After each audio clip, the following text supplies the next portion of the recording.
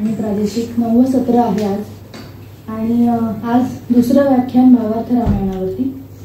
आपण बघतो आहे की रूपकात्मक रूपक एखादं सांगण्यासाठी कशी रामकथा ही निमित्त झालेली आहे. त्यावरनच भावार्थ रामायणातला एक उल्लेख आहे की कौसल्याच्या गर्भामध्ये श्रीराम आहेत आणि त्यावेळेला तिला काय जाणवतं आहे, तर त्याचं वर्णन आहे त्याच्यामध्ये. तर काल बघितल्यानुसार साक्षात जे ब्रह्मचैतन्य आहे ते तिच्या गर्भामध्ये आहे आणि त्यावेळी तिला काय जाणवतंय, जव अवलोकी दाही दिशा तव पडला रामरूपे ठसा, पाहता न दिसे आकाशा श्वासोच्छ्वासा माझी राम. वृक्षवल्ली आणि मंडप अवघे देखे रामरूप, अशोक नाग चंपक पाहता एक श्रीराम. जो उदरी संभवला तोची सर्वेदी ओसंडला, देहाचा पांग फिटला प्रपंच झाला ब्रह्मरूप. तर हे वर्णन आपल्याला भावार्थ रामायणामध्ये सापडतं आणि आज आपण त्याच्यावरच व्याख्यान ऐकणार आहोत. मी आजचे व्याख्याते, या सत्राचे व्याख्याते प्रणव गोखले यांना वरती मंचावरती बोलवते. आणि आज ज्या रामस्तुतीने आपण सुरुवात करणार आहोत ती रामस्तुती आमच्याच परिवारातल्या अपर्णाताई गाणार आहेत.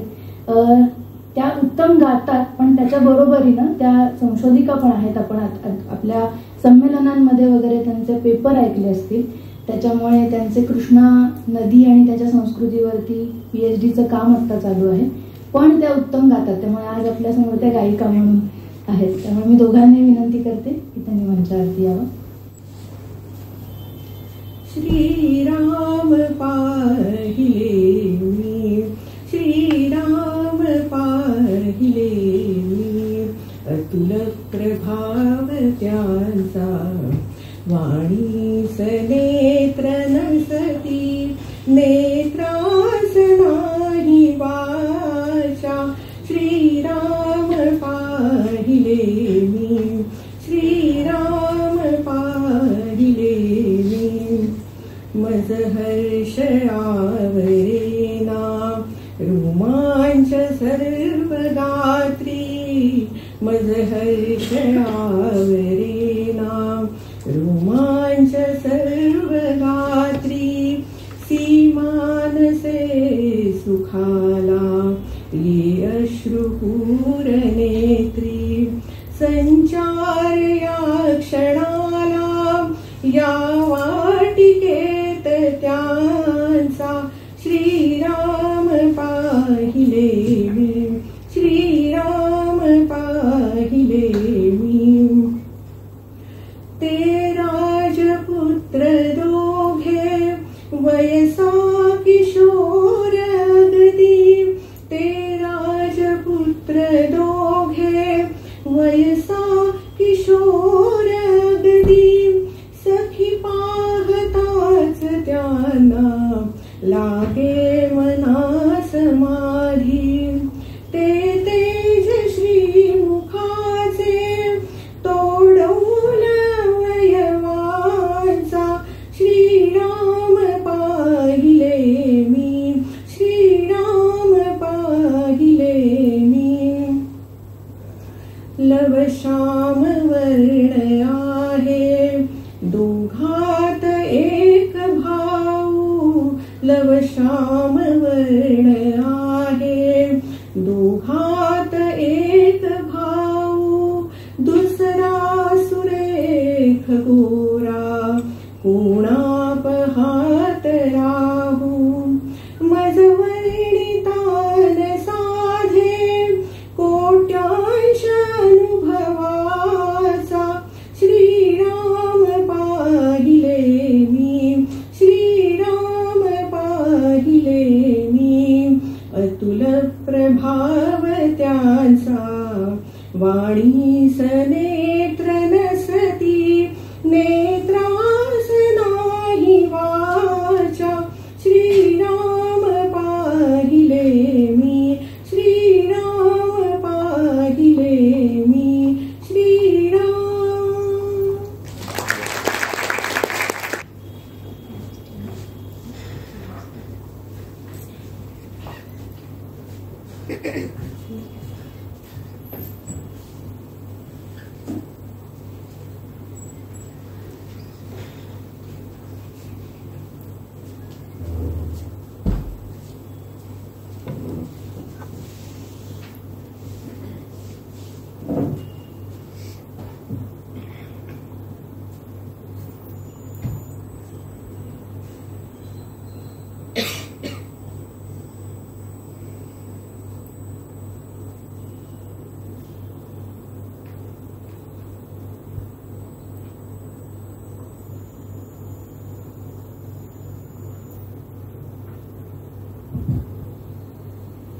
जातो वंशे रघूणाम मुनिवर वचना ताटकां ताडयित्वा कृत्वा पुण्याम अहल्याम त्रुटित हरधनुर मैथिली वल्लभो प्राप्यायोध्यां नियोगात् पितुरट विमगात् नाशयित्वा च वालिं बद्ध्वाब्धिं रामचंद्रो दलित दशमुख सीतया युज्यमानः।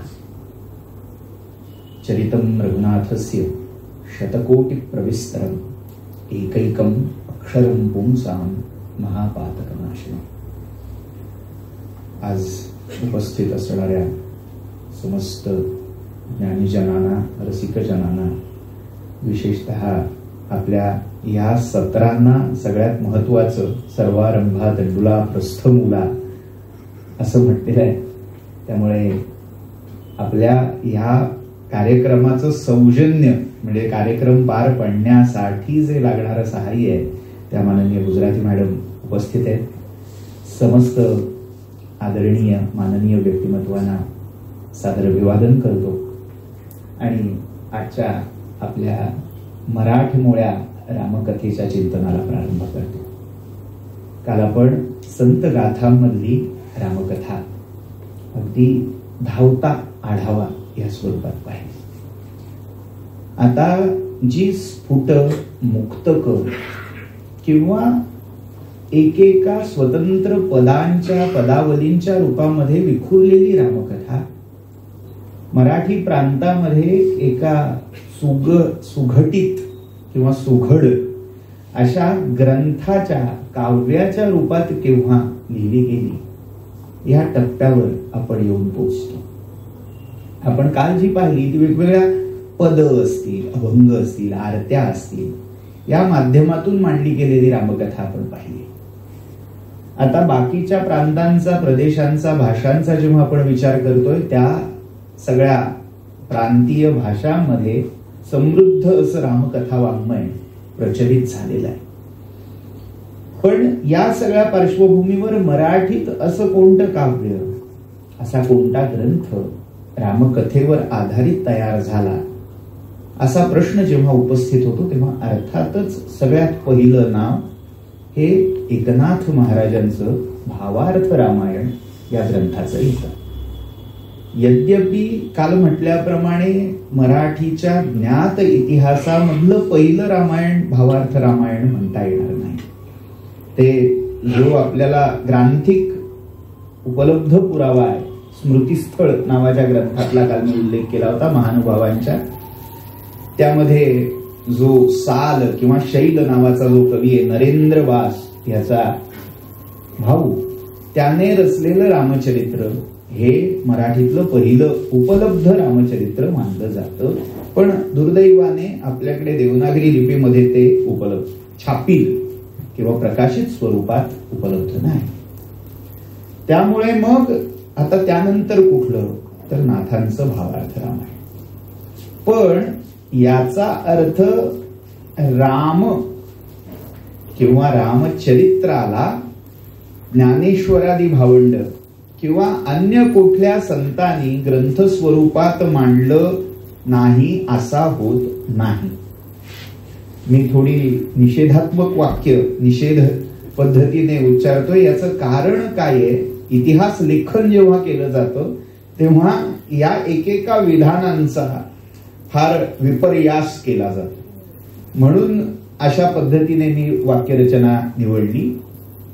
मुद्दा असा आहे, रामायण रामकथा ही जरी ज्ञानेश्वरांनी शब्दबद्ध ग्रंथबद्ध केलेली नसली तरी रामकथा रामचरित्राशी अत्यंत निगडीत असणारा एक महाग्रंथ ज्ञानेश्वरांनी अभ्यासला होता. नव्हे त्याचा ओवीबद्ध सारांशही त्यांनी केलेला होता.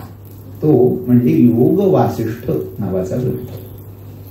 योग वासिष्ठालाच महारामायण किंवा वासिष्ठ रामायण या नावाने ओळखलेलं आहे. खरं तर प्रचलित रामायणाशी रामकथेशी ह्या योग वासिष्ठाचा पार्श्वकथा किंवा ज्याला भूमिका म्हणता येईल ती वगळता अन्य कोणताही संबंध दाखवता येत नाही. या ग्रंथाची मूळ पार्श्वभूमी कुठे सुरू झाली आहे तर राम हे आपल्या विद्याध्ययनानंतर सर्व प्रकारची शास्त्र आणि शस्त्र याच्यात पारंगत झाल्यानंतर तीर्थयात्रा करायला बाहेर निघालेले आहेत. हा प्रसंग कुठेही मूळच्या वाल्मिकी रामायणात आपल्याला सापडणार नाही जो या रामायणात सांगितला जातो. आणि तीर्थयात्रा करून देशभ्रमंती करून या सामान्य प्रजेमध्ये असणारी नानाविध दुःख, त्यांच्यावर ओढवणारी वेगवेगळी संकट आणि त्यांची विपन्न अवस्था यातून जीवनातला एक झाकोळलेला कृष्णपट रामरायाच्या दृष्टीसमोर उघड झाला. अर्थात अगदी सुरुवातीच्या सत्रात मी उल्लेख केला होता की ह्याला कथानुबंध किंवा मोटिव्ह असं म्हटलं जातं. हे कथानुबंध कसे कुठे जुळत जातील हे सांगता येत नाही. हा कथानुबंध हा बुद्ध चरित्रातून आला. गौतम बुद्धांचा साक्षात्काराचा क्षण कुठे आहे तर तो इथे दडलेला आहे. अत्यंत राजसी त्या उपभोगामध्ये पूर्वायुष्य गेलेले हे सिद्धार्थ जेव्हा आपल्या सारथ्याबरोबर नगर भ्रमंतीसाठी बाहेर पडले आणि तेव्हा सगळ्यात पहिल्यांदा एक रोगी, मग जराजर्जर आणि तिसरा मृत अशा व्यक्तींची दर्शनं त्यांना झाली आणि त्यातून बोध झाला की माझंही असंच होणार आहे, माझ्या आप्त स्वकीयांचंही असंच होणार आहे. आणि पुढे मग काय, हे सगळं जग दुःखमय आहे हा साक्षात्कार त्यांना झाला. आणि त्या दुःखातून पार कसं होता येईल यासाठी मग दुःख निरोधगामिनी प्रतिपद हे जी 4 आर्यसत्य शोधली गेली. जो सगळा पुढचा तत्वज्ञानाचा विस्तार, बौद्ध सौगत तत्वज्ञानाचा विस्तार झाला तो आपल्याला दिसतो. मुळात रामकथेच्या चरित्राशी हा घातलेला कथानुबंध तसा विसंगत म्हणावा लागेल. रामाच्या एकूण चरित्र किंवा पराक्रमाला कुठेतरी हा अनुबंध विजोड आहे.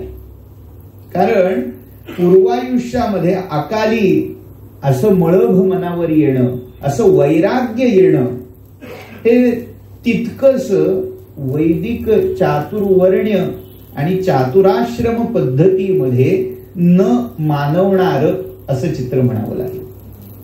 आयुष्याचे 4 भाग या वैदिक सनातन परंपरेमध्ये कल्पलेले आहेत. ब्रह्मचर्य, गार्हस्थ्य, वानप्रस्थ आणि संन्यास.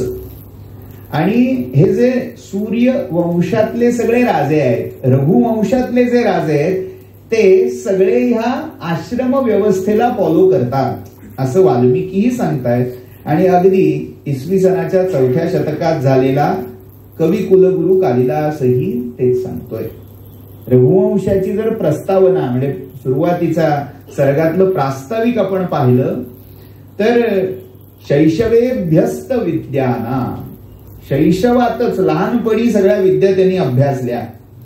यौवने विषयैषिणा, यौवनामध्ये विषयांचा भरपूर उपभोग घेतला, त्यांची कामना केली, ते विषय कमावले आणि सगळं करून मग उतारवयामध्ये वानप्रस्थ आणि योगेन अंते तनुत्यजाम ही चातुराश्रम्य चौकट पूर्ण सूर्यवंशीय राजांच्या चरित्रात दिसते.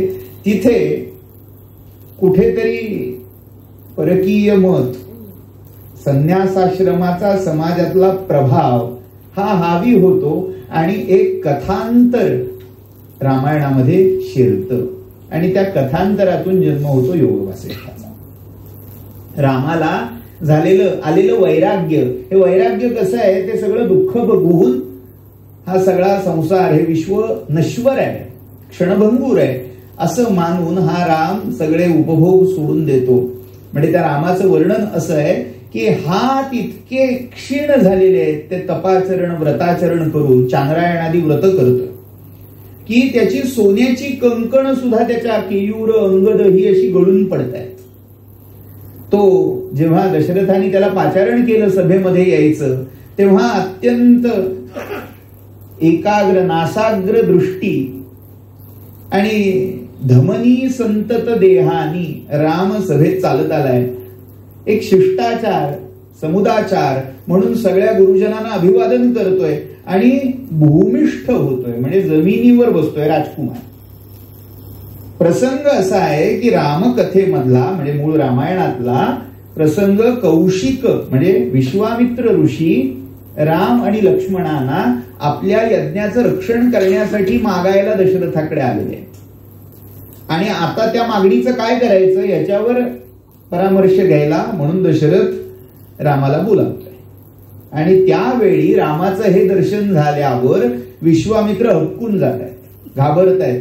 त्या ज्याच्यासाठी आलो या सगळ्या असुरांचं मर्दन करण्यासाठी याचा अवतार आहे असं मी ऐकून आहे, याची मागणी मी आता केली आहे याच्या वडिलांकडे, आणि हा जर असा विरागी होऊन बसलेला असेल तर कार्यसिद्धी कशी होणार, याचा जो अवतार ज्या प्रयोजनाने झालाय ते प्रयोजन तरी कसं पूर्ण होणार, अशी शंका विश्वामित्रांच्या मनात आहे.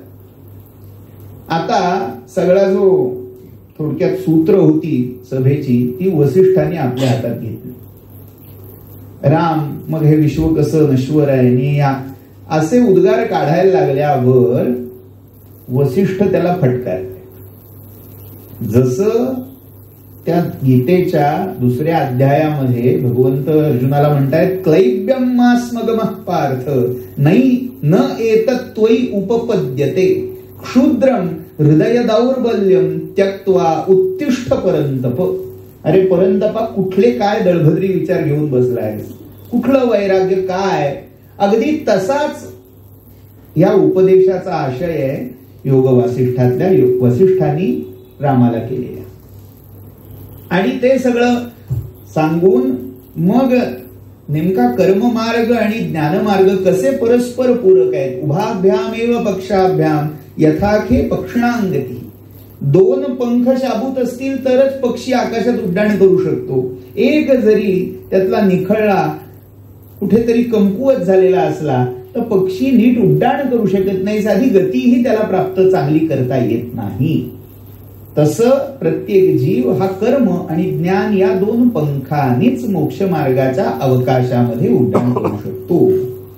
हा बोध वेगवेगळ्या दृष्टांतांनी कथांनी या वसिष्ठांनी रामाला करून दिला. आणि तो ग्रंथ जवळजवळ रामायणापेक्षा दुप्पट आकाराचा झालेला आहे. म्हणजे रामायण जर चतुर्विंशती सहस्री संहिता असेल तर ती जवळजवळ 45,000 संख्येत इतके त्याचे श्लोक केलेले आहेत. आणि असा हा योग वासिष्ठ ग्रंथ पुढे महारामायण किंवा वासिष्ठ रामायण या नावाने प्रसिद्ध झाला. आता हा जो प्रसंग आहे वैराग्याचा, हा वैराग्य प्रसंग म्हणजे मी या सगळ्या गोष्टी सांगतोय अशासाठी भावार्थ रामायणाकडे आपल्याला वळायचंच आहे.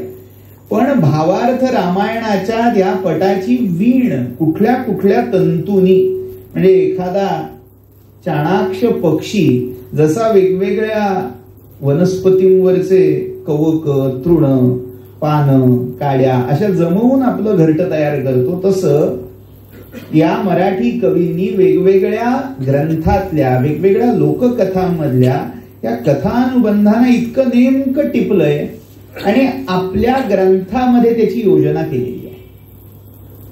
मी भावार्थ रामायणाविषयी सांगत होतो. एकनाथांनी हे भावार्थ रामायण घेतलं, पण त्या आधी ज्ञानेश्वरांनी या योग वासिष्ठातल्या वसिष्ठ राम संवादावर आधारित दशप्रकरणात्मक योग वासिष्ठ सार नावाच्या ग्रंथाची रचना केली. हे सांगणं आवश्यक अशासाठी आहे की रामरायावर किंवा रामचरित्रावर दुसरा कुठलाच ग्रंथ आधी नव्हता का, तर होता. चरित्रात्मक नाही तत्वज्ञानात्मक होता. त्याचं कारणही तसंच आहे. कारण आपण जसे आधुनिक भाषा साहित्यामध्ये वेगवेगळी युग मानतो, विशेषतः हिंदी भाषा साहित्यामध्ये ही कल्पना पहिली रुजली. म्हणजे मग सुवर्णयुग, अंधयुग म्हणजे अंधाराचं युग, अशा वेगवेगळ्या संज्ञा वापरल्या गेल्या की साहित्य मूल्य असं जर काढलं तर उत्तम सकस साहित्य जेव्हा तयार झालं त्याला सुवर्णयुग म्हटलं जातं. नंतर दुय्यम अनुकरणात्मक साहित्य तयार झालं त्याला रजतयुग म्हणतात. तिसरं जे युग असतं त्याच्यामध्ये केवळ करायचं काव्य म्हणून टला ट यला य जोडून सुमार दर्जाची अलंकार निर्मिती करण्याचा घाट घातला जातो आणि मग काहीतरी रचलं जातं, त्याला अंधयुग म्हटलं जातं. तसं जर चुकून माकून मराठीच्या साहित्याचं युग गणन करायचं झालं तर सगळ्यात पहिलं मराठीचं युग हे तत्वचिंतनाचं आणि अध्यात्म दर्शन मांडण्याचं युग होतं. आपण साहित्याच्या या सभास्थानी परिषद स्थानी विराजमान झालेलो आहोत.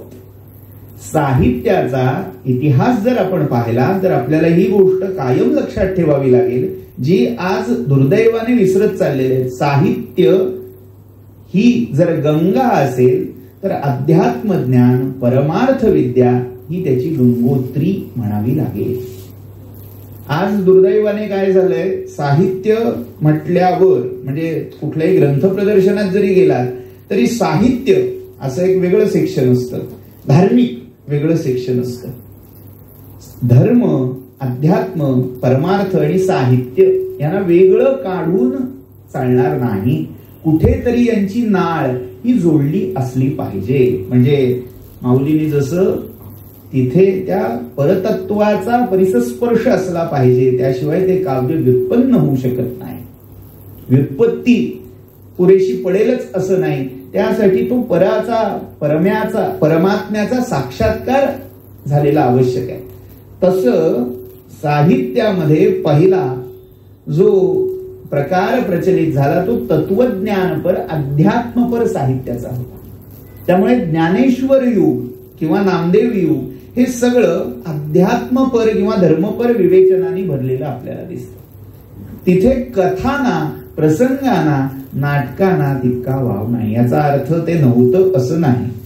लोकसाहित्यामध्ये याची रेलचेल आपल्याला त्याही काळात दिसेल, पण प्रकाश झोतातलं लाईट मधलं साहित्य काय होतं तर ज्याच्यामध्ये अध्यात्म निरूपण आहे ते साहित्य मुख्यत्वे मानलं गेलं, त्याला प्राधान्य दिलं गेलं.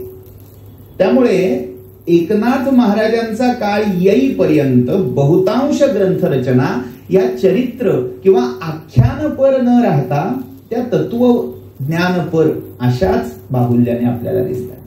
मग ते भले योगाचं असो, ज्ञानाचं असो किंवा भक्तीचं असो, कुठलं तरी तत्व त्याच्यामध्ये प्राचुर्याने आपल्याला आलेलं दिसेल. जसं नामदेवांचा सगळा गाथा पाहिला तर नामदेव गाथ्यामध्ये भक्ती याचं प्राधान्य, ज्ञानेश्वरीमध्ये अधिकार तैसा करू उपदेश, ज्याचा जो पंथ तसा सगळे योग त्याच्यात एकत्र आलेले. पण या युगाचा अंत होऊन एकनाथ युगाचा आरंभ झाला आणि हळूहळू साहित्यिक क्रांती घडायला लागली. साहित्याच्या दृष्टीने एक नवं क्षितिज हळूहळू सगळ्या रचनाकारांना, कवींना, वाग्गेयकारांना खुणावायला लागलं. ते म्हणजे चरित्र ग्रंथ, चरित्र काव्य. हा सगळा प्रकार महानुभाव वाङ्मयामध्येही समांतर सुरूच होता. पण योगायोगाने हे म्हणावं लागतं की त्या आधीची जी ग्रंथरचना महानुभावांनी केलेली आहे त्यातही तत्वज्ञानाचंच प्राधान्य आहे. एकनाथांचा काळ येईपर्यंत आख्यानं जरी सांगितली तरी त्याच्यात तत्वज्ञान मुख्य असलं पाहिजे. रुक्मिणी स्वयंवरासारखे ग्रंथ नरेंद्राचा आहे किंवा वत्सहरण आहे, सगळे हे ग्रंथ आख्यान आधारित असले तरी त्यांना मुख्य कथेपेक्षा त्यातलं आत्मज्ञान, अध्यात्मज्ञान किंवा महानुभाव संप्रदायाचे सिद्धांत हे त्याच्यात केंद्रवर्ती होते. एकनाथांच्या काळापासून हळूहळू कलाटणी मिळायला लागली ती अशी की अध्यात्म केवळ सांगून पुरणार नाही, भागणार नाही, अभिरुची ही बदलत चालली. किंबहुना एक पौराणिक सिद्धांत आहे ऱ्हासाचा किंवा अपकर्षाचा सिद्धांत आहे. म्हणजे काय, कालपरत्वे माणसाची बुद्धी, अभिरुची, ताकद या सगळ्याचा ऱ्हास होत जातो. तसतसं इतकं तरल अध्यात्म पचेनासं झालं समाजाला. त्यामुळे इतक्या अध्यात्माचा हाय डोस देण्यापेक्षा त्याला कॅप्सुलाइज करून शर्करा व गुंठित करून देण्याचे प्रयोग हळूहळू सुरू झाले. त्यामुळे आधीच्या अध्यात्म ज्ञानाला आता आख्यान, काव्य याची जोड देऊन त्यातून काल जसं आपण रूपकात्मक वर्णन पाहिलं तो प्रकार हळूहळू आता वाढीस लागला. आणि त्याच्यासाठी ग्रंथाची निवड, ग्रंथाचं चयन सुद्धा कसं केलं जायला लागलं. आधी गीता, भागवतातला एकादश स्कंध किंवा यासारखे ग्रंथ मुख्यत्वे घेतले जात होते, ज्याच्यामध्ये उपदेश आहेत, ज्याच्यामध्ये काहीतरी दार्शनिक सिद्धांत कुठल्या तरी प्रसंगात सांगितले. पण आता जे ग्रंथ घेतले जायला लागले ते एक एक व्यक्तिरेखा, एक एक चरित्र घेऊन ते चरित्र अथपासून इतिपर्यंत सांगणं. नाथ महाराजांचं जर चरित्र आपण पाहिलं तर एकनाथांच्या चरित्रामध्ये हे 2 टप्पे आपल्याला दिसते. एकनाथांच्या पूर्व आयुष्यामध्ये ज्या सगळ्या ग्रंथरचना झाल्या त्या अध्यात्म तत्वज्ञानपर रचना आहेत. नाथांची पहिली ग्रंथरचना ही चतुश्लोकी भागवत याच्यावर झालेली आहे. चंद्रगिरी, चंद्रभट असा उल्लेख करतात. म्हणजे अगदी तो चंद्र ब्राह्मण, चंद्रनामा ब्राह्मण म्हणजे चांद बोधले होते का, अशा अनेक इतिहासातले प्रश्न उपस्थित झालेले आहेत. मी तिकडे जाऊ इच्छित नाही.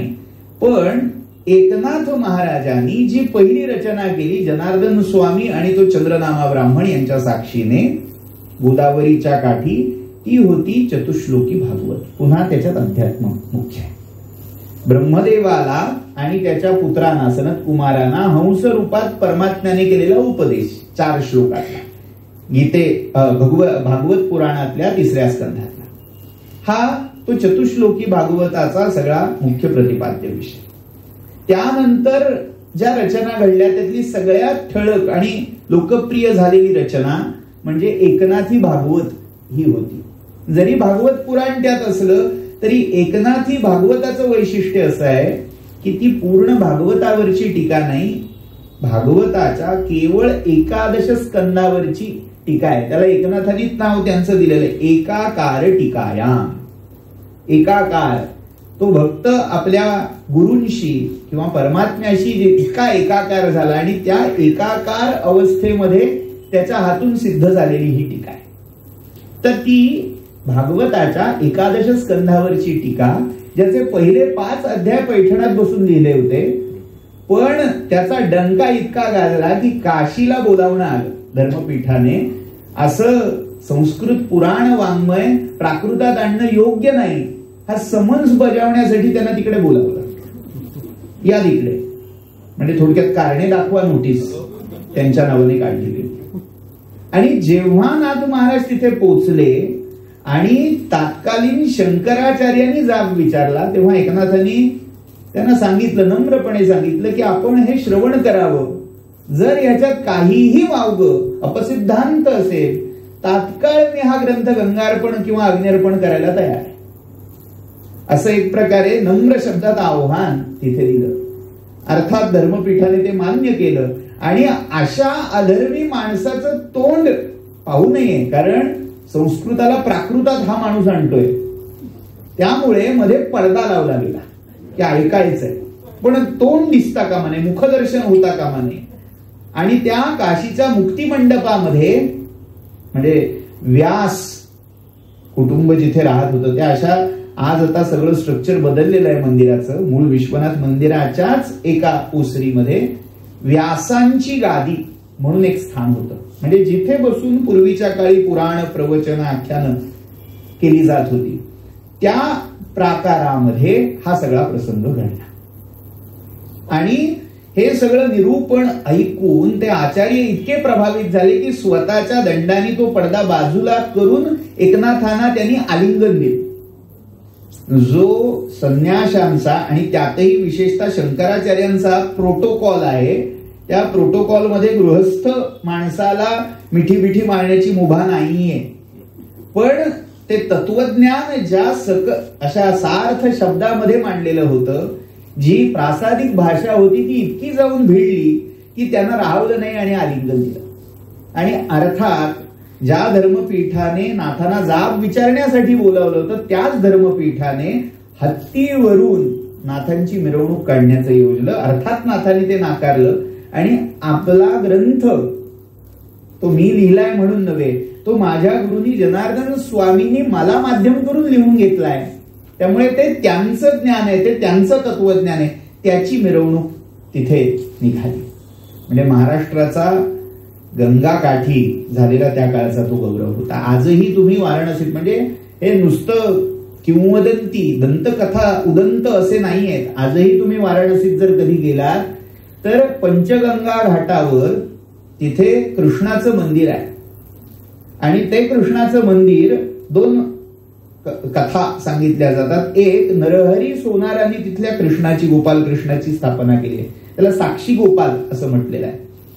आणि दुसरी कथा अशी आहे की नाथांनी स्वतःच्या हाताने तिथे तो गोपाळ कृष्ण स्थापन केलेला आहे. आणि त्याच वास्तूत पुढे आधुनिक काळामध्ये तैलंग स्वामी जे अवधूत त्या काळचे प्रसिद्ध योगी होते ते जाऊन राहिले. म्हणजे तैलंग स्वामी मठातली ती गोपाळकृष्णाची मूर्ती ही नाथ स्थापित किंवा नाथ सेवित आहे. आजही ते ठिकाण तिथे दाखवलं जातं. मुद्दा असा की अशी एकनाथी भागवताची उर्वरित सगळी जी रचना 5व्या अध्यायापासून 31व्या अध्यायापर्यंतची ही काशी क्षेत्री घडली. तिथेच अजून एक ग्रंथ सिद्धीला गेला रामनवमीच्या मुहूर्तावर, तो म्हणजे महाराष्ट्राच्या अगदी घराघरात लग्न जुळत नसेल तर वाचला जाणारा रुक्मिणी स्वयंवर हा ग्रंथ. दुर्दैवाने लग्न जुळणं न जुळणं एवढ्या पुरताच त्या ग्रंथाची पोच राहिली. खरं तर जीवाचं शिवाशी लग्न लावण्याचं सामर्थ्य ज्या ग्रंथात आहे त्या ग्रंथाची फलश्रुतीच आम्ही नवरा बायको, म्हणजे अजूनपर्यंत तरी नवरा आणि बायको असं म्हणावं लागतंय, पुढे काय होईल माहित नाही, अशी लग्न लावण्यासाठी आम्ही करायला लागलो असतो. तर अशी ही तत्वज्ञान बहुल रचना नाथांच्याकडून घडत होती. रुक्मिणी स्वयंवरही सांगितलं गेलं, पण त्या रुक्मिणी स्वयंवरामध्ये मूळ प्रसंगापेक्षा प्रत्येक त्या 18 प्रसंगामध्ये ती प्रकृती आणि तो परमात्मा यांचं संधान कसं होत आहे, यांचं मिलन कसं होत आहे, हेच वेगवेगळ्या पद्धतीने महाराष्ट्राच्या घरात होणारे वैवाहिक नित्य उपचार याचं रूपक करून नाथांनी सांगितले. अगदी रुखवतापासून आहेरापासून सगळ्या कल्पना तिथे मांडल्या. आता या काशीवासाच्या काळामध्ये एक अद्भुत घटना घडत होती. जसा नाथांचा मान तिथे वाढला तर तितकाच तसाच मान अजून एका व्यक्तिमत्वाचा तिथे त्या काळात प्रसृत झालेला होता, राखला जात होता. ते व्यक्तिमत्व म्हणजे गोस्वामी तुलसीदास. म्हणजे जर आपण काशीचे 2 समान भाग केले तर पंचगंगा घाट जो साधारण उत्तरेच्या बाजूला आहे त्या घाटाच्या परिसरामध्ये नाथांचा हा प्रभाव पडला होता. नाथांचं एक प्रकारे वर्चस्व स्थापित झालं होतं. आणि काशीचा जो दक्षिण भाग आहे असी घाट, त्या भागामध्ये आजही असी घाट, तुलसी घाट हे प्रसिद्ध घाट आहे. तिथे तुलसीदासांचं वर्चस्व, त्यांचा एक संप्रदाय होता. आता इतिहास या बाबतीत मौन आहे, इतिहास काही फार बोलत नाही. त्या दोघांमध्ये इंटरॅक्शन झालं का, समोरासमोर आले का, हे कुठेही नोंदवलं गेलेलं नाही. पण गोस्वामीजींनी केलेलं रामचरित मानस, त्याचा गोडवा, त्याची महती आणि सगळ्यात महत्वाचं जनमानसामध्ये त्याचा पडलेला अमिट प्रभाव हा नाथांना कदाचित भावला. म्हणजे कृष्णकथा गाणारे, अध्यात्म सांगणारे नाथ हळूहळू रामचरित्राकडे इथून आकृष्ट व्हायला लागले असावे, असा एक मौन इतिहास आपल्याला कल्पना करता येईल त्याची. पुढे एकनाथ पुनश्च पैठण क्षेत्री आले आणि नंतर काही अशाच वेदांत बहुल ग्रंथांची रचना त्यांनी केली. त्यातले अगदी छोट्या छोट्या आकाराचे ग्रंथ आहेत. उदाहरणार्थ शंकराचार्य आणि त्यांचे एक शिष्य हस्तामलकाचार्य म्हणून होते, त्यांच्यातला झालेला अध्यात्म संवाद हा त्यांनी ओळीबद्ध केलेला आहे. किंवा निस्त्रैगुण्ये पदविचरतांको विधिको निषेधा, हे जे शुकाष्टक आहे त्या शुकाष्टकावर ओळीबद्ध रचना केली. अनेक अशा रचना, अमृतानुभवावर काही टीका लिहिल्याचंही म्हटलं गेलंय. या रचना सुरू असताना हळूहळू अंतस्फूर्ती नाथांना व्हायला लागली, असं नाथ स्वतः आपल्या रचनांमध्ये म्हणतात. आणि त्यांच्याच शब्दात सांगायचं झालं तर काय झालं, बालकांडामध्ये एकनाथ वर्णन करतात. जागृती माझी वर्तता पुढे प्रकाशे रामकथा, दुश्चितपणे ठेवो जाता रामतत्वता रामायण लावी. करू जाता फुकट गोष्टी त्या माझी रामकथा उठी, रामे पुरविली पाठी खिळली दृष्टी रामायणी. ऐसियात न करी म्हणता राम चढे मीपणाचे माथा, मग तो आपलिये राजसत्ता वदवी कथा बलात्कारे. काय झालं, तो राम इतका आत शिरला, ती रामकथा इतकी प्रेरणा द्यायला लागली की जळी स्थळी काष्ठी पाषाणी राम दिसावा, रामकथा दिसावी. जागृती माझी वर्तता, जागेपणी रामकथा दिसते. पुढे प्रकाशे राम कथा, दुश्चित्तपणे ठेवो जाता. आता कंटाळाला, नकोय रामा. म्हणजे असं काही वेळेला होतं की एखादी गोष्ट आवडते पण काही वेळेला नको असता मला, म्हणजे फार गोड आवडतं पण नकोय आता मला. तसं संत प्रकृतीचे नाथ असून शेवटी काय 24 तास त्यात थोडंच राहता येत आहे. तेही म्हणतात की दुश्चित्तपणे ठेवो जाता. आता नकोय, नको रे बाबा. म्हणजे अनेक संत सत्पुरुषांचा हा प्रेमळ भांडणाचा प्रसंग असतो की त्या देवालाही ते सुनावतात, नको आता बस, जरा बाजूला बस, सारखं तुझंच ध्यान डोळ्यासमोर, आता कंटाळलो तुला, बस बाजूला. तसं नाथांनी ही रामकथा दुश्चित्तपणे ठेवो जाता, कंटाळून दुश्चित्त होऊन बाजूला ठेवो जाता, तोची पुढे प्रकटवी. पुढे तोच येऊन उभा राहतोय. करू जाता फुकट गोष्टी, नाही करायचे मला रामकथा म्हणून फुकट गप्पा गोष्टी करायला लागलो. त्या माझी रामकथा उठी, त्यात पुन्हा रामाचा काहीतरी प्रसंग यायचा. म्हणजे जळी स्थळी काष्ठी पाषाणी रिता ठावया राघवे वीण नाही, अशी गती झाली. रामे पुरविली पाठी, इतकी पाठ रामाने पुरवली, खिळली दृष्टी रामायणी. जिथे बघतोय तिथे रामायण. म्हणजे एखाद्या अशा लोकोत्तर पुरुषाकडून जेव्हा कार्य करवून घ्यायचं असतं तेव्हा ही सृष्टी म्हणा, ती पराशक्ती म्हणा, कसं त्याच्याकडून करवून घेते. तू काय नाही म्हणतोस. म्हणजे मला एक समांतर प्रसंग आठवतो विवेकानंदांच्या चरित्रातला. विवेकानंदांना थोडक्यात त्यांचं सगळी ट्रेनिंग पिरियड सुरू होता. ट्रेनी म्हणून रामकृष्णांकडे राहत होते. आणि जेव्हा असं वाटलं की अरे यांच्या चरणाशी येणारा अनुभव कुठे, आणि आजपर्यंत जे सगळं जडजंबाल ज्ञान तत्वज्ञान शिकून डोक्यात जो कचरा जळमट साठवले ती कुठे. क्षणभर असं वाटून गेलं हे नको. आणि विचारलं रामकृष्णांना, म्हणाले तुमच्याकडे असं काही औषध आहे का, अशी गोळी आहे का, घेतली की सगळं मी विसरेन, पाठी कोरी होईल, असलं तर द्या मला. मला काही नकोय आता, मला फक्त तुमच्या पायाशी बसायचंय आणि समाधीमध्ये मग्न राहायचंय.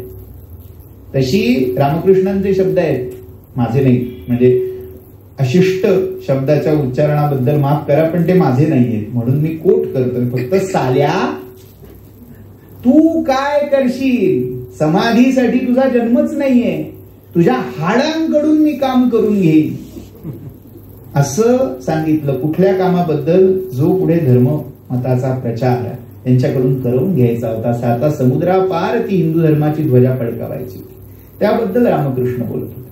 अगदी तसंच काहीशा फरकाने रामाने एकनाथांच्या बाबतीत केलं होतं. तू काय नाही म्हणतोस, तुझ्याकडून मी रामकथा लिहवून घेणारच, अशी स्थिती झाली. आणि शेवटी ऐसियात न करी म्हणता, नाही करणार असं म्हटल्यावर राम चढे मीपणाचे माथा. अध्यात्मातला एक दुर्मिळ अनुभव आहे. म्हणजे राम हा भक्ताच्या अहंकाराचा ताबा घेतो. म्हणजे काय, व्यक्तीला देहाभिमान असतो, स्वतःच्या असण्याचा अस्मितेचं भान असतं, पण काही वेळेला देव ते हायजॅक करतो. तो जो आराध्य इष्ट दैवत असतं तो अहंकार शाबूत ठेवतं, राहू दे, फक्त त्याचं कर्तृत्व करते पण आपल्या हाती घेतो. म्हणजे ती व्यक्ती, तो संत, ती विभूती जे करेल ते ती करत नसते, त्याच्या हातून तो परमात्मा ते दैवत करवून घेत असत. तसं या एकनाथांच्या मीपणाच्या माथा राम चढला आणि काय शब्द वापरलाय, वदवी कथा बलात्कारे, बळजबरीने ती कथा माझ्याकडून करवून घेतली, अगतिक झाले आणि रामकथेला सुरुवात झाली. ती रामकथा म्हणजे भावार्थ रामकथा. आता भावार्थ या शब्दाची योजना फार जपून केलेली आहे. कुठनं आली? संत परंपरेमध्ये एक समीकरण आहे, ज्ञानोबांचा एका आणि नामयाचा तुका. ज्ञानेश्वरांचे जे खरे वारसदार आहेत, खरे उत्तर म्हणजे ज्यांच्याकडे ज्ञानेश्वरांनी प्रत्यक्ष येऊन समाधी घेतल्यानंतर उत्तरदायित्व दिलेलं आहे, ते एकनाथ आहेत. आणि त्या एकनाथांना जे काही मिळालेलं आहे, एवं गुरुक्रमे लाधले समाधी धन, त्याचा एक बिंदू हा ज्ञानेश्वरांकडे आपल्याला घेऊन जातो. नाथ संप्रदायाची ही परंपरा आहे. जरी जनार्दन स्वामींकडून दत्त संप्रदाय आलेला असला तरी जनार्दन स्वामींनी त्यांना ज्ञानेश्वरीच्या आधारे तत्वबोध करून दिला, असे अनेक संदर्भ आपल्याला दिसतात. त्यामुळे ही गुरु परंपरा ज्ञानेश्वरांशीही नातं सांगत असल्यामुळे ज्ञानेश्वरांच्या गीता टीकेचं जे नाव आहे भावार्थ दीपिका, त्या भावार्थ दीपिकेतला भावार्थ उचललाय आणि त्या भावार्थाच्या मागे रामकथा जोडलेली आहे. म्हणजे सांगायचंय अध्यात्मच, भावार्थाच्या मिशाने रामकथेतलं अध्यात्मच प्रकट करायचंय, पण जे रंगरूप बाह्य आवरण चौकट आहे ती रामायणाची, रामकथेची आहे. असं हे भावार्थ रामायण नाथांच्या हस्ती साकार व्हायला लागला. आता जो पहिला श्लोक मी इथे उद्धृत केला मंगलाचरणाचा म्हणून, तो या भावार्थ रामायणातल्या पहिल्या कांडातल्या पहिल्या सर्गाचा पहिला श्लोक.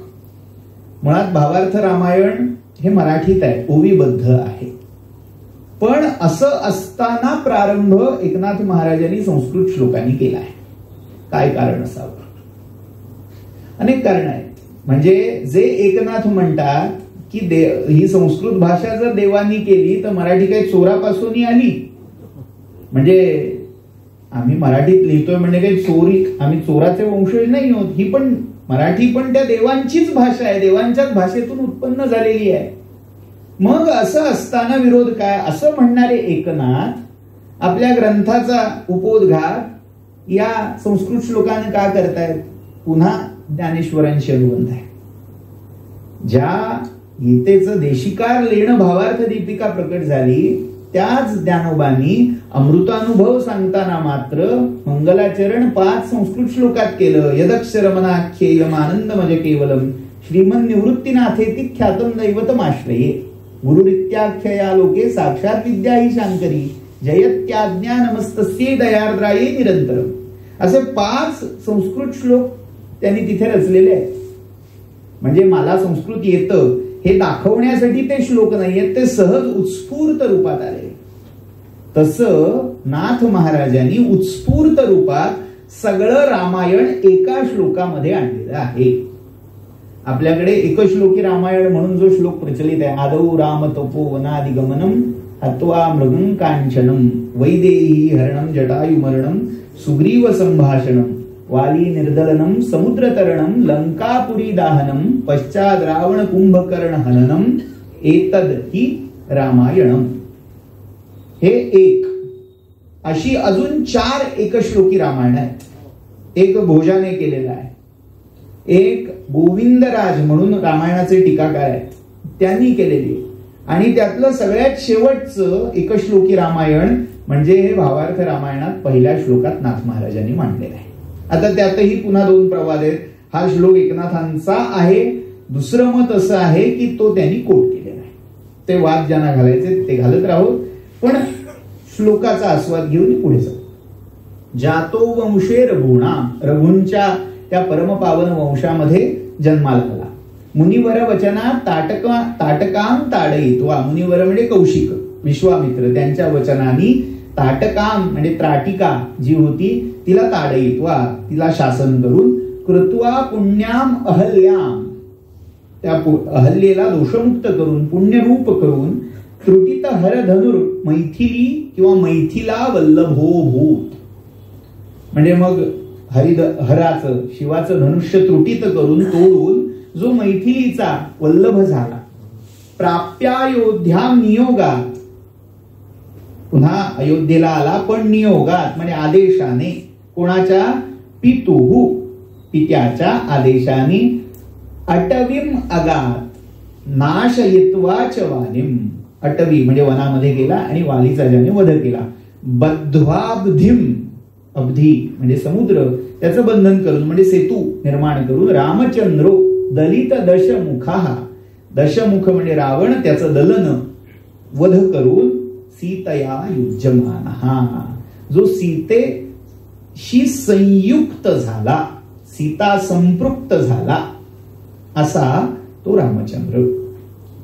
एका श्लोकामध्ये अख्ख रामचरित्र. आणि यातली एक फार महत्वाची मोलाची गोष्ट अशी की सुखांत रामचरित्र. शेवट काय आहे, एतद्हि रामायणम नाहीये, इथे काय म्हणतात, सीतया युज्यमानः, जो शेवटी आणि मग ते गुण्या गोविंदाने आनंदाने राज्य करू लागले. आनंद रामायणाला अभिप्रेत असणारी सुखांत रामकथा ही इथे ध्वनित झालेली आहे. अर्थात सीतेचा भूगर्भ विलीन होण्याचा प्रसंग हाही तिथे येतो, पण तो अधिक महत्वाचा ह्या रामायणापुरता नाही, तो आलेला आहे. तर असं भावार्थ रामायण सुरू होतं. एकूण या रामायणाचा जर आपण विचार केला तर अर्थात जी वाल्मिकींनी सांगितलेली 7 कांड आहेत तशीच कांड 7 इथे दिसतात. 297 अध्याय एकूण मिळून या रामायणात आहे. आणि ओवी संख्या जर आपण पाहिली तर 40,000 ओव्या, म्हणजे आकार बघितला तरी घेरी येईल इतकं विस्तृत या भावार्थ रामायणाचं रूप आहे. आता त्याची थोडी वैशिष्ट्य, म्हणजे हे थोडं स्थूल रूपाबद्दल झालं. या रामायणाच्या कथेमागे अजून एक रामायण दडलेलं आहे. म्हणजे या रामायणाची जी रचनेची कथा आपण ऐकली, राम कसा त्या मीपणाचा ताबा घेऊन करविता झाला, त्याच्या पुढे जाऊन अजून एक प्रसंग घडलेला आहे. असा प्रश्न पडला, इतिहासकारांनाही जो पडलेला आहे, की असं हातात घेतलेलं काम ग्रंथाचं टाकून मध्येच साधारण 1597च्या सुमारास एकनाथ महाराजांनी देह सोडला. आणि तो सोडला कसा, रोगाने किंवा असा कुठलं नैसर्गिक कारण होऊन नाही, तर जलसमाधी घेऊन सोडला. जलसमाधी घेतली. पुढच्या महिन्यात आलेलीच आहे तिथी, फाल्गुन षष्ठी, नाथ षष्ठी म्हणून ओळखली जाते. त्या दिवशी नाथ महाराजांनी गोदावरीमध्ये देह विसर्जित केला. मग अशी समाधी घेण्यापूर्वी जे योजलेलं जे घेतलेलं काम होतं ते नाथांनी का पूर्ण केलं नाही? म्हणजे जर जबाबदारी घेतलेली होती तर त्याची संगती अशी सांगितली जाते की येणाऱ्या काळामध्ये समाधीचा प्रसंग आधीच योजून झालेला होता. कारण एकनाथांच्या एकूण संप्रदायामध्ये ही षष्ठी फार महत्वाची मानली जाते. पंचपर्वा असं तिला म्हणतात.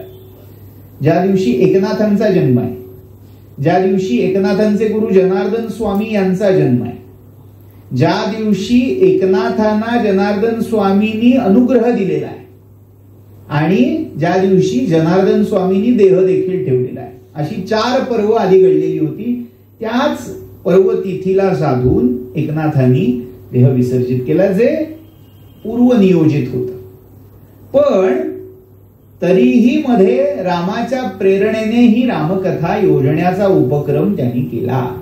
ते का तयार नव्हते? म्हणजे सुरुवातीला एखादा असा संत सत्पुरुष अशी प्रेरणा झाल्यावर त्याच्यासाठी तत्पर नाही हे सहसा होत नाही. ते तत्पर नसण्यामागची कारण जेव्हा त्याच्यावर तर्क वितर्क केले गेले, त्यातला हा एक तर्क सांगितला जातो, कदाचित आपलं मरण त्यांनी ठरवून ठेवलेलं असल्यामुळे हे काम आपल्या हातून पूर्ण होणार नाही हे त्या द्रष्ट्या पुरुषांना आधीच जाणलं असल्यामुळे ते तयार नव्हते. पण जेव्हा एखादी ईश्वरी घटना घडायची असते, त्याला करून घ्यायचं असतं, तेव्हा पुढचीही व्यवस्था त्यांनी आधीच करून ठेवलेली असते. जेव्हा एखाद्या अशा कर्त्या पुरुषावर टास्क टाकलं जातं, सोपवलं जातं, तेव्हा त्याच्याकडून कसं करून घ्यायचं आणि तो नसला तरी ते कसं करून घ्यायचं ही विधी घटना ठरलेली असते. तसं झालं. हा सगळा कृष्णदास नावाचा कवी आहे, त्यांनी ओविबद्ध एकनाथ चरित्र लिहिलेलं आहे. त्याच्यामध्ये आलेला हा प्रसंग आहे. तर एकनाथ पैठणला आल्यावर एक अक्षरशः निरक्षर मुलगा ब्राह्मण कुमार त्यांच्याकडे आश्रयाला येऊन राहिला. कसा आला त्याच्या मागची एक दंतकथा आहे की पैठण जवळच्या एका गावामध्ये गोदावरीच्या स्त्री कुलकर्ण्यांच्या घरात जन्मलेला अक्षरशः गावंढळ, गावंढे हा शब्द जुन्या मराठीतला आहे आणि जो गावात राहिल्यामुळे ग्राम्य बुद्धी युक्त आहे. ग्राम्य बुद्धी याचे अनेक वेगवेगळे अर्थ आहेत. ग्राम्य बुद्धी म्हणजे खाणं पिणं आणि इंद्रियांच्या पलीकडे ज्यांचा विचार जात नाही असे, अशा वृत्तीचा, म्हणून त्याला म्हणतातही गावबा. नाव काय आहे? गावबा. आणि ह्याला हौस काय आहे? रोज गोड खायला लागतं. रोज त्याला काही ना काहीतरी जेवणात गोड लागतं. घरची काही तेवढी आर्थिक स्थिती चांगली नव्हती, त्यामुळे आई वडील सारखे त्याला ओरडायचे. आणि एकदा ओरडून आई असं बोलून गेली, अरे जर रोज गोड खायला हवं होतं तर नाथांच्या घरी जन्माला यायचं, या घरात कशाला आलास? आणि तिथे नाथांचं पहिलं नाव या गावबाच्या कानावर पडलं. आता हा गावबा गुपचूप आपल्या घरातल्यांना न सांगता सवरता तिथून पैठणचा पत्ता शोधत शोधत पोहोचला कसा बसा पैठणला. नाथांचा पत्ता शोधला, नाथांच्या घरी येऊन दाखल झाला. नाथ पूजा करत होते आणि तेव्हा हा गावबा दाराशी आला. नाथांनी अर्थात विचारणा केली, सगळं जाणून घेतलं. म्हणाले, तुमच्याकडे रोज गोड मिळेल ना जेवायला? आईने मला सांगितलं होतं म्हणून मी तुमच्याकडे आले. आणि अर्थात शांती ब्रह्म कारुण्य मूर्ती असणाऱ्या एकनाथांनी याला स्वीकारलं, कायमचं ठेवून घेतलं. म्हणजे आजही अशी जबाबदारी घेणारे किती असतात. म्हणजे संत उगीच नाही होता येत. तो हा प्रसंग होता की अक्षरशः काही ओळख ना पाळख आणि अचानक गोड खायला मिळतंय म्हणून आलेल्या या उपटसुंभाला नाथाने आश्रय दिला. नुसता आश्रय नाही, जीव लावला. बाकीचे नाथांकडे येणारे, अगदी उद्धव हा त्यांचा मेहुणा होता. केशव नावाच्या एका दुसऱ्या नातेवाईकाची उल्लेख आहे. जी प्रचलित श्रीखंड्याची कथा आहे, म्हणजे जी केवळ दंतकथा आता राहिली नाही, ऐतिहासिकही त्याचे संदर्भ आपल्याला सापडलेले आहेत. अण्णांचं त्याच्यावरही अगदी विस्तृत संशोधन आहे. तर या सगळ्या शिष्य प्रभावळीच्या पार्श्वभूमीवर हा उपटसुंभ गावबा तिथे येतो. काहीही दुसरं करत नाही.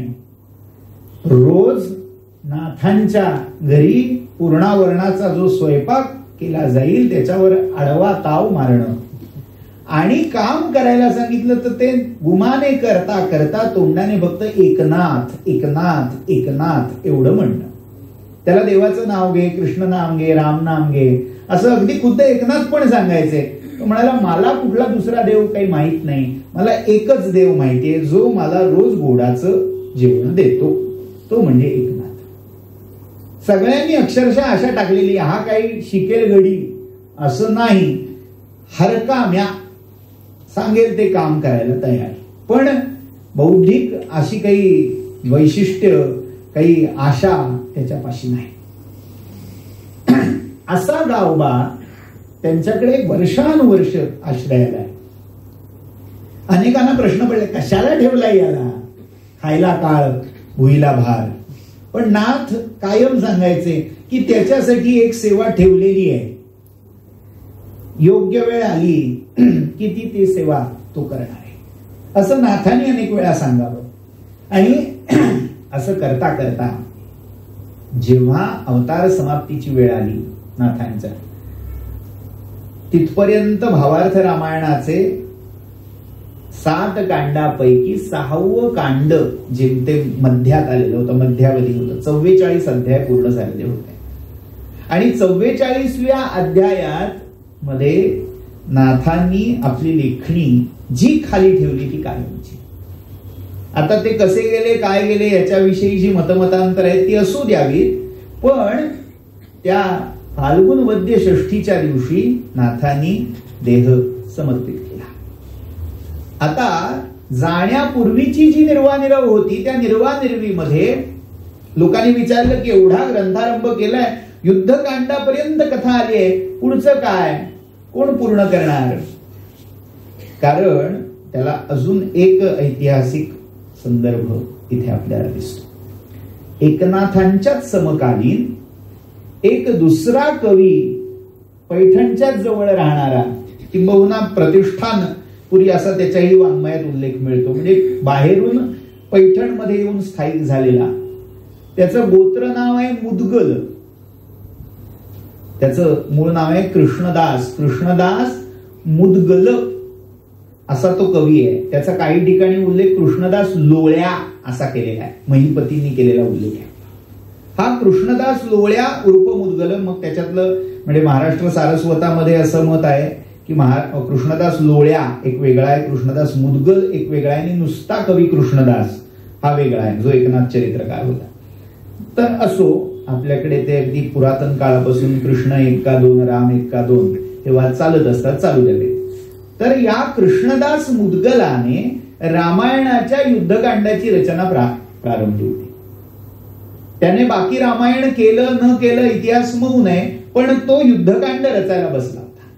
आणि त्याचं युद्धकांड इतकं सरस होतं, म्हणजे असं वर्णन आहे अनेक बखरींमधून, की तात्कालीन समाज स्थितीमध्ये जे राज्यकर्ते होते ते आपल्या सैन्यामध्ये ती वीरवृत्ती जागी राहावी, स्फुल्लिंग जाग राहावं, यासाठी त्या सैनिकी तळावर या कृष्णदास मुदगलाच्या युद्धकांडाचे पाठ करून घ्यायचे. तर तो कृष्णदास मुदगल युद्धकांड रचतोय आणि त्याला त्याचा मृत्यू जाणवायला लागलाय. त्याला मृत्यू जवळ दिसला आणि एकनाथांकडे आला, आपलं काव्य झालेलं समोर ठेवलं, म्हणाला माझा मृत्यू आता मला कधीही ग्रासू शकतो, पुढचं काव्य तुम्ही पूर्ण करा. म्हणजे खुद्द एकनाथ स्वतः काव्य करतातच आहे. ही एक अजून जबाबदारी त्यांच्यावर येऊन पडली. तेव्हा एकनाथांनी क्षणभर डोळे मिटले आणि सांगितलं, तुमचं काव्य तुम्हीच तुमच्या मुखे पूर्ण करावं. आशीर्वादपर ते शब्द होते. आणि असं म्हटलं, मानलं जातं की त्याचं आयुष्य 7 दिवसांनी वाढलं आणि या 7 दिवसामध्ये त्याने उर्वरित तो युद्धकांडाचा भाग ओवीबद्ध स्वरूपात पूर्ण केला आणि 7व्या दिवशी ते करून देह ठेवला, तो कृष्णदास मुदगल. हीच कथा एकनाथांच्या बाबतीत आता घडत होती.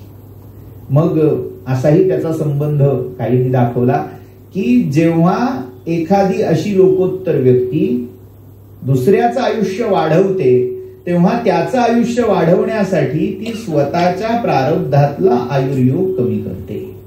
तसं एकनाथांनी त्याचं काव्य जे एकमेव कांडात्मक आहे ते पूर्ण व्हावं यासाठी स्वतःच्या आयुष्यातल्या काही घटका, काही दिवस हे त्याला दिले आणि अचानक आपला देहत्याग जाहीर केला. अशी ही एक कथा सांगितली जाते. तर युद्धकांडाच्या 44व्या अध्यायाची पूर्ती झाली आणि इकडे नाथांच्या जीवनाध्यायाचीही पूर्ती झाली. जाता जाता त्यांनी सांगितलं, आता यापुढे हा गावबा माझं काम पूर्ण करेल. हा निरक्षर गावबा काही करेल याची कोणालाही शाश्वती वाटत नव्हती. काय करणार? आणि खरंच त्या गावबालाही काही असं वाटत नव्हतं. पण माझ्या देवानी, माझ्या एकनाथांनी सांगितलंय, ह्या श्रद्धेपोटी हा गावबा नाथांच्या आसनावर जाऊन बसला आणि अक्षरशः त्याच्या हाताला धरल्यासारखा, भारल्यासारखा लिहित गेला.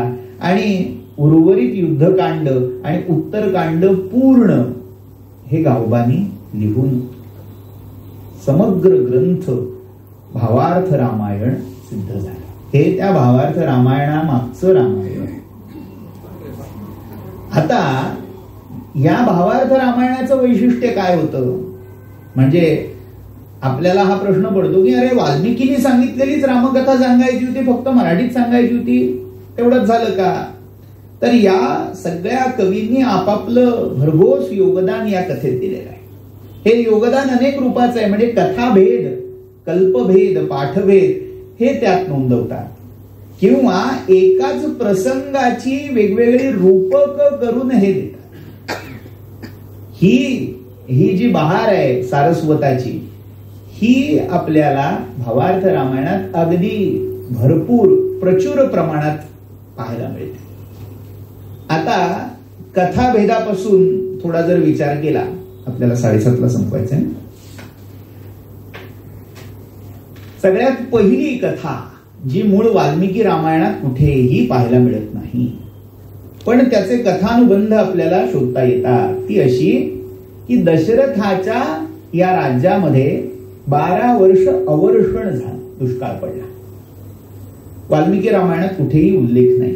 आता मग आलं कुठून? तर पुराणातली रामकथा हे जेव्हा सत्र झालं होतं तेव्हा मी उल्लेख केला होता की भविष्य पुराणामध्ये एक असा प्रसंग आहे की दशरथाच्या राज्यामध्ये दशरथ सत्तारूढ असताना एक ज्योतिष योग झालेला होता. रोहिणी शकटभेद असं त्याला म्हटलं जातं. रोहिणी नक्षत्र जे आहे त्याचा आकार शकटाकार आहे, खटारा जसा असतो जू पुढे, आणि त्या आकृतीचं अतिक्रमण जेव्हा शनी किंवा मंगळासारखा क्रूर ग्रह करतो तेव्हा सृष्टीत अवर्षण, अग्नितांडव अशा प्रकारच्या संहारक विनाशक घटना घडायला लागतात. आणि तशी घटना या दशरथाच्या राज्यात घडायला लागली.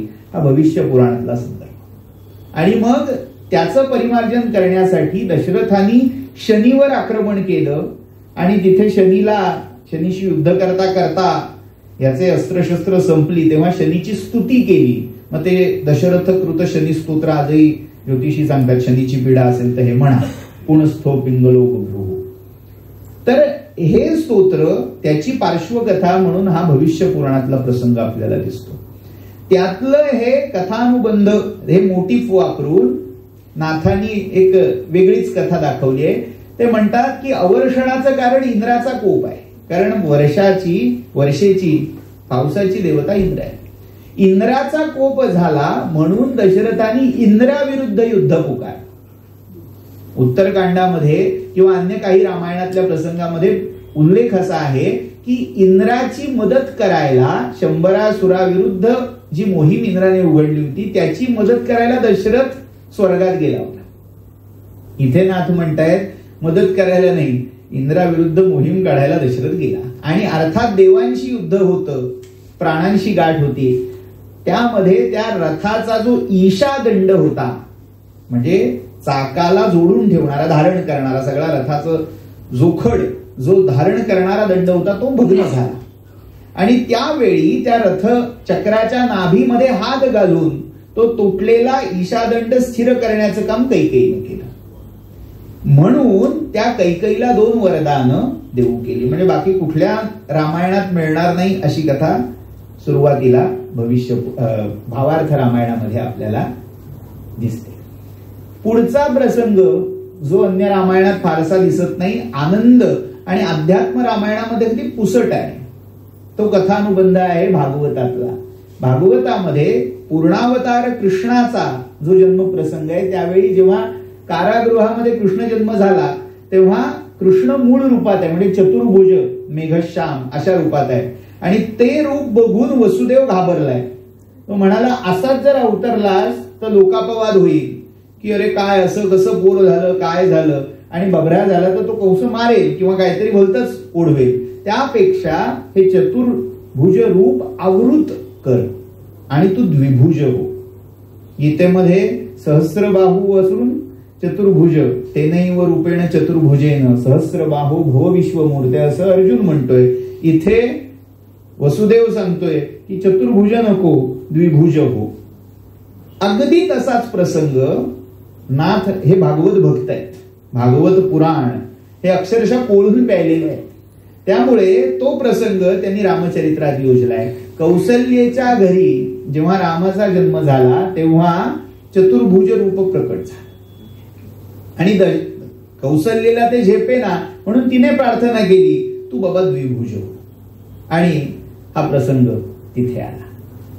पुढचा असाच म्हणजे आता एक एक पर्व आणि एक एक अध्याय घेऊन सांगायचं झालं तर वेळ तितका राहिलेला नाहीये.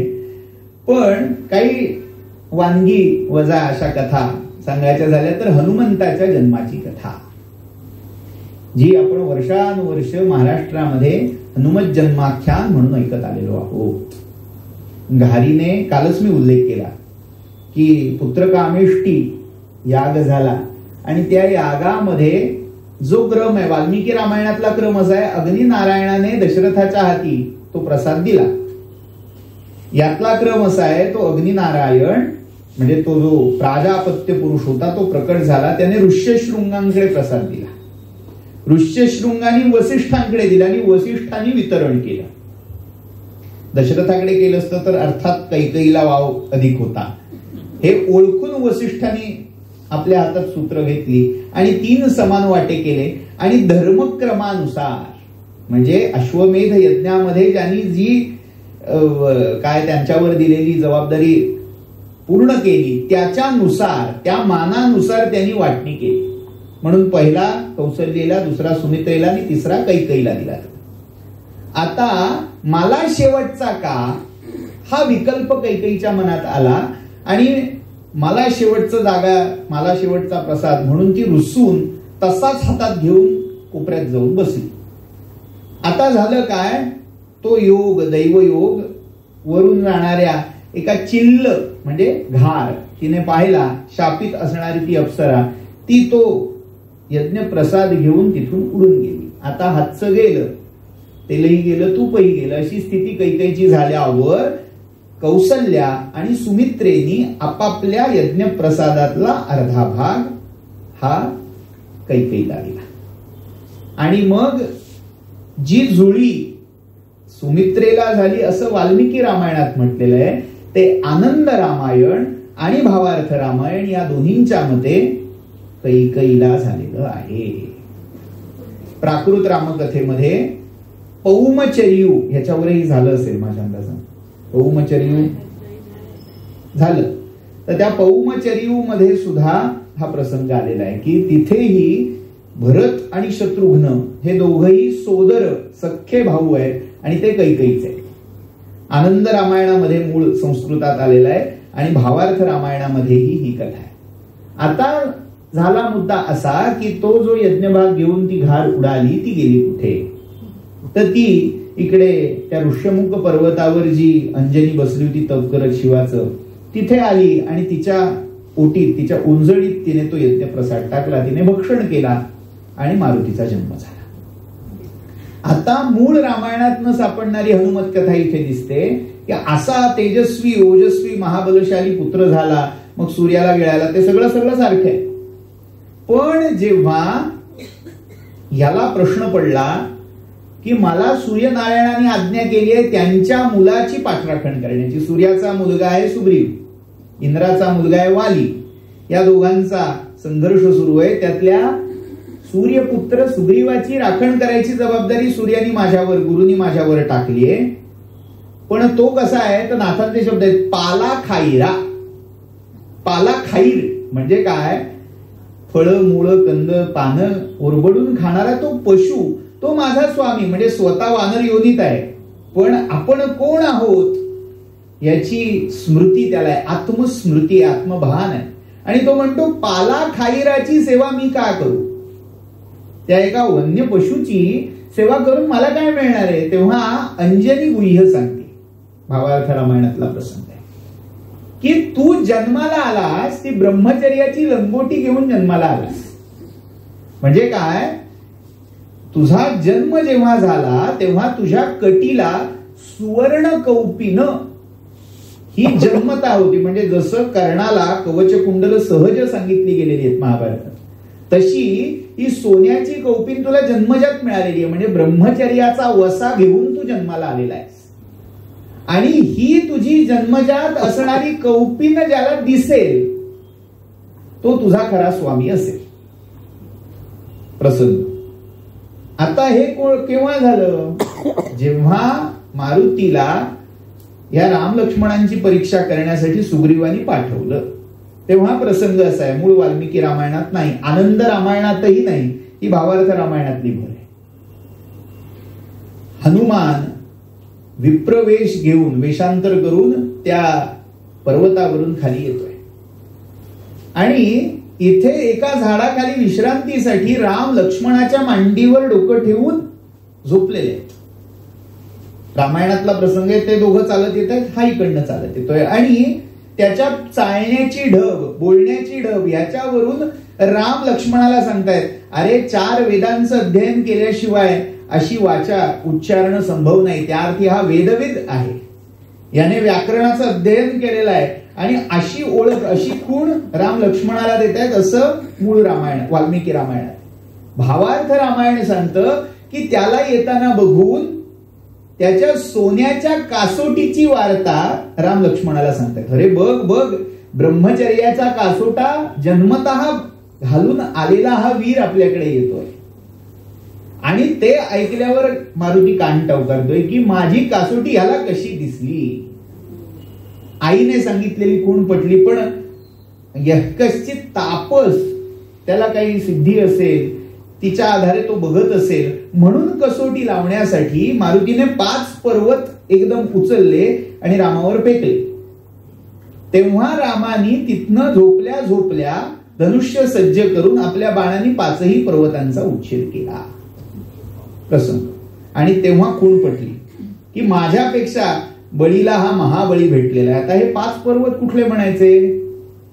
5 पर्वत म्हणजे शब्द स्पर्श रूप रस गंध, नाथांची अध्यात्म प्रेरणा येते अशी प्रसंगात आहे. मग त्या 5ही विषयांचा मारा त्याने त्या आत्मरूप रामावर केला आणि त्या रामाने निजानुसंधानाच्या बाणाने ते शब्द स्पर्श रूप रसगंध फोल करून टाकले आणि मग मारुतीला आत्मरूपाची ओळख पटली. आता इथे भावार्थ रामायण अजून एक कड करतं, याचं एवढं बळ कसं, असा प्रश्न लक्ष्मण रामाला विचारतायत. तेव्हा राम सांगतायत आपला हा पिंडज बंधू आहे. ही ओळख राम लक्ष्मणाला देत आहेत आणि एवढंच सांगत नाहीये तर आपण अर्धपिंडज आहोत, हा पूर्ण पिंडज आहे. याचं बळ, याचं सामर्थ्य का अधिक आहे आपल्यापेक्षा, कारण 3 वाटे समान वसिष्ठांनी केलेले. त्यातला एक अख्खा वाटा जो कैकेयीला होता तो जेवढाच्या तेवढा अंजनी मातेला मिळाला आणि त्या प्रसादातून हा झाला. पण आपल्या बाबतीत काय झालं, कौशल्याचा अर्धा, सुमित्रेचा अर्धा, त्या अर्धभागातून भरत आणि शत्रुघ्न जन्माला आले. हा अख्खा आहे. त्यामुळे ह्याच्या ठाई ते पूर्ण बल विद्यमान आहे. भावार्थ रामायण. पुढची कथा म्हणजे एक एक कथाभाग जसजसा आपण पुढे पाहत जातोय, नाथांचं आराध्य दैवत त्याचाही उल्लेख भावार्थ रामायणात येतो. नाथांची जी गुरु परंपरा आहे ती दत्त परंपरा मानलेली.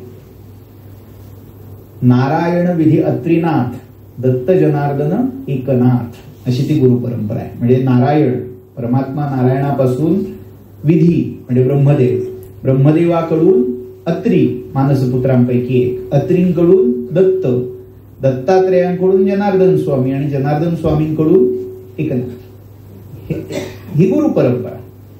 आता आपल्या आराध्य दैवताचं किंवा आपल्या परात्पर गुरूंचं वर्णन या ग्रंथात रामकथेच्या अनुषंगाने करण्याचा मोह नाथांना आवडलेला नाही. त्यामुळे नाथांनी तिथे दत्तजन्माचं आख्यानही योजलेलं आहे.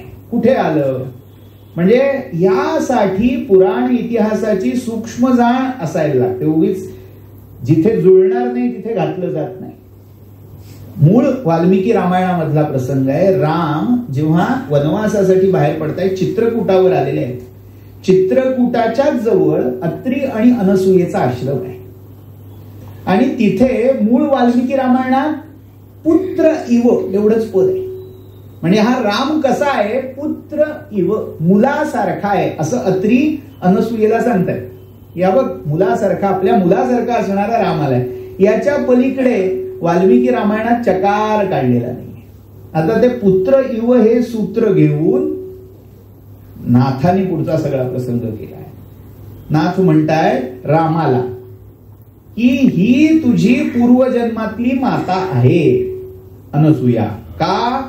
रामाला प्रश्न पडला की माझा पूर्वजन्म कुठला आणि ही माझी माता कशी. त्यासाठी मग अनसूया सती चरित्र जे आहे, तिन्ही देवांनी केलेली परीक्षा आणि त्यातून विष्णूच्या अंशापासून अवतरलेले दत्त आणि त्याच विष्णूंच्या अंशापासून अवतरलेला राम असल्यामुळे पूर्वजन्मातली, पूर्व अवतारातली ही तुझी माता आहे असं म्हणून रामरायांनीही ती आठवण ठेवून अनसूये पुढे घातलेलं लोटांगण. हा प्रसंग भावार्थ रामायणात येतो. आता श्रीधरांनी याच्यावर कड केलेली आहे. नाथ महाराज इथपर्यंत थांबले. ती कशी, ती उद्या आपण रामविजयात पाहणार. अजून काही प्रसंग जे वैशिष्ट्यपूर्ण आहेत, 2 प्रसंग सांगतो आणि थांबतो. त्यातला एक महत्वाचा प्रसंग म्हणजे या युद्धकांडामधला हनुमत पराक्रमाचा अहिमही रावणाचा प्रसंग आहे. अभ्यासकांच्या मते हे अहिमही रावणाचं जे आख्यान आहे ते मुळात एकनाथांनी रचलेलं नाही. एक तर ते गावबानी रचलं असावं किंवा नंतर एक जयराम कवी म्हणून होऊन गेला, त्याने हे मही अहि रावण आख्यान रचून भावार्थ रामायणामध्ये घुसवलेलं असावं असं वर्णन आहे. ज्याच्यामध्ये आपल्याला एक वारंवार प्रश्न पडतो, मारुती ब्रह्मचारी म्हणायचा का? त्याचं, ह्या प्रश्नाचं मूळ आपल्याला या भावार्थ रामायणातल्या अहिमही रावणाख्यानात दिसतं. मूळ लंका किती आहेत तर 7 लंकांचा उल्लेख आहे. त्यातली एक लंका म्हणजे पडलंका. मारुती जेव्हा समुद्र लंघन करून पलीकडे गेलाय, त्याची उडी, त्याचं उड्डाण इतकं पराकोटीचं आहे की तो खरं तर लंकेच्या पलीकडे गेलाय. म्हणजे तो जो पडलंका शब्द आहे तो परलंका या अर्थी आहे, पलीकडची लंका. आणि त्या पडलंकेमध्ये पोचल्यावर तिथे राक्षसी आहेत. या सगळ्या राक्षसींना एका फटक्यात ह्याने मारून लोळवलंय. एक मरता मरता त्या राक्षसी त्याने विचारलंय, कुठे आलोय मी? हीच लंका ना? तर ती मरता मरता लंकेत गेली. ही लंका नाही, ही पडलंका आहे, पुढची लंका आहे. खरी लंका मागे राहील. मग मारुती पुन्हा उलटा या लंकेत आला आणि मग तो सीता शुद्धी केली, सगळा तो पराक्रम झाला. इथे एक प्रसंग आलेला आहे, हनुमंत महाबळी रावणाची दाढी जाळी, जो मूळ रामायणात नाही. की शेपटीने सगळी लंका जाळून मारुती थांबले नाही, तर जो रावण होता त्याची दाढी मिशा जाळण्याचं कामही केलं. भावार्थ रामायणातला उल्लेख. पुढचा महत्वाचा उल्लेख म्हणजे इथे या हनुमंतानी आपलं पुच्छ जिथे समुद्रात बुडवलं, विझवलं, तिथे त्याला आलेला घाम त्याने हाताने टिपून असा समुद्रात टाकून दिला आणि ते घर्मबिंदू समुद्रातल्या एका मकरीने ग्रासले. जी थाई रामकथा ती आता माझ्या अंदाजान झाली, त्याच्यामध्ये सुवर्ण मच्छा हे आख्यान आहे.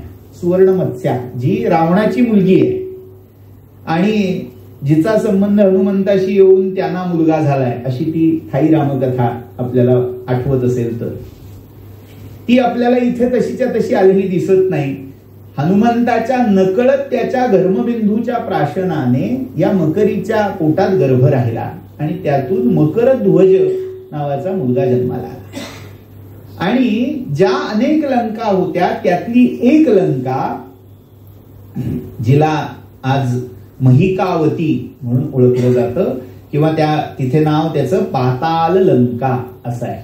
त्या पाताल लंकेमध्ये अहिरावण आणि महिरावण हे रावणाचेच लांबचे भाऊ राहत आहेत आणि त्यांचं द्वाररक्षण करण्याचं काम हा मकरध्वज करतोय. हा प्रसंग भावार्थ रामायणातून आलेला आहे. अजून एक फार महत्वाचा प्रसंग जो खरं तर क्रमामध्ये राहून गेला पण तितकाच मोलाचा आहे, जो पश्चिमोत्तर रामायणाचा पाठ मानला जातो, म्हणजे वायव्य.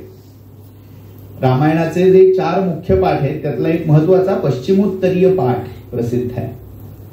गुजरातमध्ये झालेलं गिरीधर रामायण आणि महाराष्ट्रातलं भावार्थ रामायण या 2 रामायणामध्ये हा प्रसंग येतो की सीतेने शिवधनुष्य उचललं.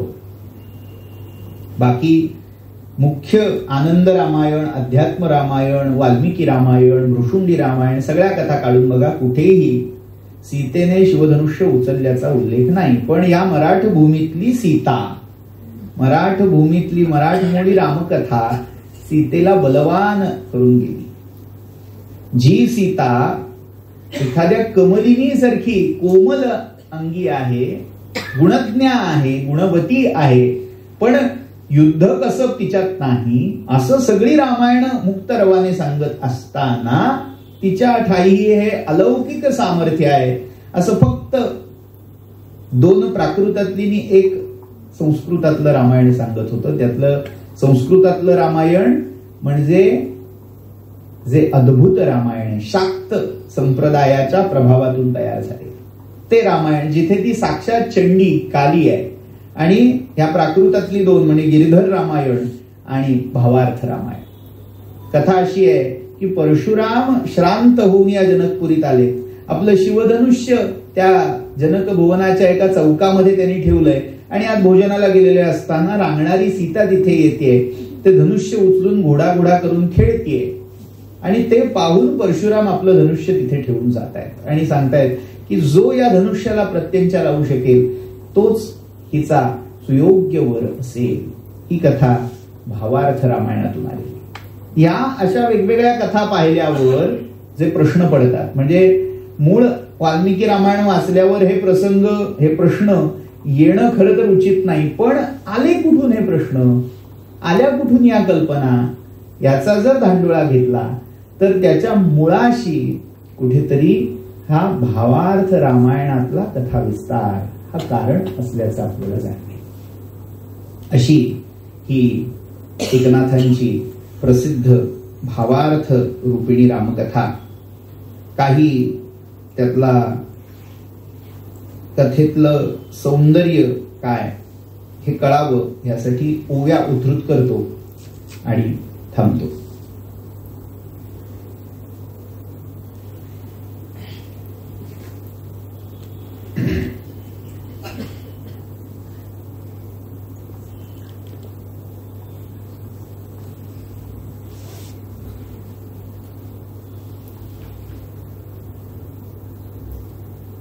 प्रसंग अनेक आहेत, पण एक प्रसंग जो पुढे आपल्याला 2 महिन्यानंतर जी रामदासी रामकथा पाहिजे त्याचा सूत्रपात म्हणून पाहता येईल की रामदासांच्या कथेमध्ये हे कुठून आलं, त्याचं मूळ ज्याच्यात दिसतंय त्या या ओव्या आहेत. रणी करोनिया दुर्धर मार उत्तरकांडातलं वर्णन आहे. रावण कसा पराक्रमी होता त्याचं वर्णन करतात. रणी करोनिया दुर्धर मार बंदी घातले सुरवर कामार गेले समग्र तोही प्रकार अवधारी. कामार म्हणजे कामाला लावलं, कामगार केले सुरवर. रावणाने कुठल्या देवाला कोणत्या कामाला योजलं त्याचं वर्णन एकनाथ करते. इंद्रे आणावे सत्वर पाचारोनी कुसुमाकर विचित्र शेजा विचित्र हार माल्यवर तो केला. इंद्राला काम काय दिलं तर त्याला जी काही फुलं आहेत ती घेऊन यावीत आणि फुलांनी सगळीकडे सजावट करावी, माल्य कर माळा गुंफण्याचं काम इंद्राला दिलं. सूर्य जो का सहस्र कर द्वारपाळ निरंतर मळया निळ चवर धर चंद्रे छत्र धरावे. चंद्राने छत्र धारण करावे. सूर्याने द्वारपाळ होऊन द्वार रक्षण करावं. वायूचा अधिकार जाण, बिदी झाडाव्या संपूर्ण. बिदी हा शब्द वीथी याचं प्राकृत रूप आहे. वीथी म्हणजे छोटे छोटे रस्ते. त्या रस्त्यांची झाडलोट करण्याचं काम त्या वायूनी करावं. वरुण येऊन आपण सडा संमार्जन करावे. स्वयेन लावता इंधन, फुंकिते रांधिते नसोन, अग्नी निपजवी अन्न पक्वान्न, सूपविधान शास्त्रार्थे. जाहलिया पाक विधान, स्वये अग्नीने आपण, करावे वस्त्र क्षाळण, रंग राखोन सावध. म्हणजे अक्षरशः कपडे धुवायला अग्नीला लावलं आणि स्वयंपाक करायला लावलं. सबळ डाग बैसले पाठी, ते काढावे उठाउठी, जाऊन द्यावी कनवटी, मळवटी फेडावी. थोडक्यात ड्रायक्लीनचा इतिहास जर काढायचा झाला तर त्याचा उल्लेख आपल्याला इथे मिळेल की अग्नीला पाण्याने धुवायला नाही सांगितलं, त्या अग्नीला वस्त्रक्षालन करायचं काम दिलंय. जळा वाचून सकळ मळ, सबाह्य करावे निर्मळ. ड्रायक्लीन ऐसा क्षाळक कुशळ, अधिकारी प्रबळ नेमाचा. आता विधी म्हणजे साक्षात विधात्याला. विधी दळकांड करी, चंडी तराळी माझे नगरी, माझ्या सामर्थ्याची थोरी, घरोघरी पाहे पा. बृहस्पती माझे कीर्तीचा भाट, ब्रह्मा नित्य जपे शांती पाठ, माझ्या सामर्थ्याचा लोट, अतिवरिष्ठ तिही लोकी. असं त्या रावणाच्या पराक्रमाचं वर्णन तिथे त्यांनी केलेलं आढळतं. अशीच अनेक आख्यानं, अनेक वेगवेगळे कथानुबंध नाथ योजतात. पण सरतेशेवटी हा प्रश्न शिल्लक राहतो, नाथांनी हे सगळं घेतलं कुठून? कारण भावार्थ रामायणाचं जे रूप आहे ते जर आपण पाहिलं तर एकनाथी भागवत किंवा चतुश्लोकी भागवतासारखी रचना नाही. दोन्ही या झालेल्या रचना या मुख्य ग्रंथ उक्ती प्रमाण अशा आहेत. मुख्य ग्रंथ उक्ती प्रमाण म्हणजे काय? आज आपण ज्या पद्धतीने ते छापील ग्रंथ पाहतो त्याच्यामध्ये वर संस्कृत श्लोक असतो आणि त्याच्या खाली त्याच्या टीकापर भाष्यपर ज्या ओव्या असतात त्या असतात. पूर्वीच्या काळी ओव्या सलग असायच्या, मध्ये मध्ये श्लोक नसायचे. पण असं एका श्लोकाला अनुलक्षून पुढच्या ओव्या, हे जे आहे ते ग्रंथ उक्ती प्रमाण. पण भावार्थ रामायणाचं वैशिष्ट्य असं आहे की तिथे ग्रंथ, मूळ ग्रंथ हा अलवण. म्हणजे काय? अलवण याचे अनेक अर्थ आहेत. त्यातला एक आहे तोंडी लावणं. मूळ ग्रंथ हा तोंडी लावण्यापुरता घेतलाय. स्वतंत्र रामकथा नाथांना सांगायचे, पण जिथे जेवढं आवश्यक आहे तिथे तेवढे श्लोक हे वेगवेगळ्या रामायणातून नाथांनी घेतलेले आहेत. काही श्लोक योग वासिष्ठातून घेतलेले आहेत, काही श्लोक हे आनंद रामायणातले आहेत, काही अध्यात्मातलेही आहेत असं मानलं जातं. आणि सगळ्यात महत्वाचं मूळ येथीचे निरूपण करावया पाहिले शिवरामायण. शिवरामायण नावाच्या एका अनुपलब्ध रामायणाचा उल्लेख एकनाथ करतात. म्हणजे पुढच्या संशोधनासाठी सूत्रपात असं समजायला हरकत नाही की नाथांच्या काळामध्ये कदाचित अशी एखादी रामायणाची संहिता उपलब्ध होती का जी आज अनुपलब्ध आहे. वाल्मिकी रामायणातले हे श्लोक नाहीत. म्हणजे जर भावार्थ रामायण काढून पाहिलं, जी छापील 2-3 वेगवेगळ्या आवृत्त्या आहेत, एक गोखल्यांची आहे, एक माझ्या अंदाजाने भाव्यांची एक आहे, आणि तिसरी सांगतो उद्या मला, देवस्थळी बहुतेक आहे. तर त्यातल्या 2 प्रतींमध्ये मागे श्लोकांच्या अनुक्रमणिका आहेत, ओव्यांच्या नाही, संस्कृत श्लोकांच्या. तर सगळे श्लोक काढून पाहिले तर त्यातले अगदी मोजके म्हणजे 1/4 श्लोक हे वाल्मिकी किंवा आनंद रामायणातले दिसतील. बाकीच्या श्लोकांचं कुठलंही मूळ उपलब्ध रामायणामध्ये किंवा रामकथापर असणाऱ्या ग्रंथांमध्ये सापडत नाही. तर हे श्लोक त्या शिवरामायणातून घेतले आहेत असा उल्लेख बालकांडातल्या 4थ्या अध्यायात एकनाथांनी स्वतः करून ठेवलेला आहे. आता हे शिवरामायण काय, कुठलं, ही कदाचित पुढच्या संशोधनाची दिशा किंवा बीज असू शकतील, पण असं हे रसभरित कस असणार भावार्थ रामायण. नाथांनी एक प्रकारे इथे युगांतर घडवलेलं आहे. आतापर्यंत केवळ आणि केवळ अध्यात्म निरूपण पर होणारं साहित्य, निर्माण केली जाणारी पुस्तकं, ग्रंथरचना यांचा ओघ नाथांनी आता चरित्र वर्णनपर काव्यांकडे वळवलाय. नाथांचं हे काव्य हे टर्निंग पॉइंट ठरलंय मराठी साहित्यामधला. आणि नाथांच्या नंतर आता ही चरित्र काव्य रचायला वाढ झालेली आपल्याला दिसून येते. मग तो जो सगळा पुढचा टप्पा आहे, मग रामायण महाभारत याच्यावर विपुल ग्रंथरचना सुरू झाली. त्याचा सुवर्णकाळ म्हणजे मुक्तेश्वर हा त्याचा सुवर्णकाळ मानला जातो, जो नाथांचा नातू होता. एकनाथांची जी कन्या, तिचं नाव गोदावरी, माहेरचं नाव गोदावरी आणि सासरचं नाव गंगाबाई. ही गंगाबाई मुदगलांच्या घराण्यात दिलेली होती आणि त्या किंवा गोदावरीच्या पतीचं नाव हे विश्वनाथ होतं किंवा विश्वंभर होतं. या विश्वंभराची काय तर लीला म्हणून तिचं लढीवाळ कौतुकाचं नाव लीला होतं, म्हणून लीला विश्वंभर ही नाममुद्रा पुढे मुक्तेश्वराने आपल्या ग्रंथात घेतलेली आहे. आणि मग मुक्तेश्वरानेही आपल्या आजोबांच्या पावलावर पाऊल टाकत असं मानलं जातं की हा मुक्तेश्वर पहिल्यांदा गतिमंद होता, पण नाथांनी आपल्या बोटांनी त्याच्या जिव्हेवर ओंकार लिहिला आणि त्याला दिव्य बुद्धी प्राप्त झाली, तो कवी प्रतिभेने संपन्न झाला. अशीच कथा श्रीधरांच्या विषयी सांगितली जाते, ती उद्या बघू. पण हा कायापालट झालेला मुक्तेश्वर पहिलं काव्य करता झाला रामायणावर, जे संक्षेप रामायण या नावाने प्रसिद्ध झाले.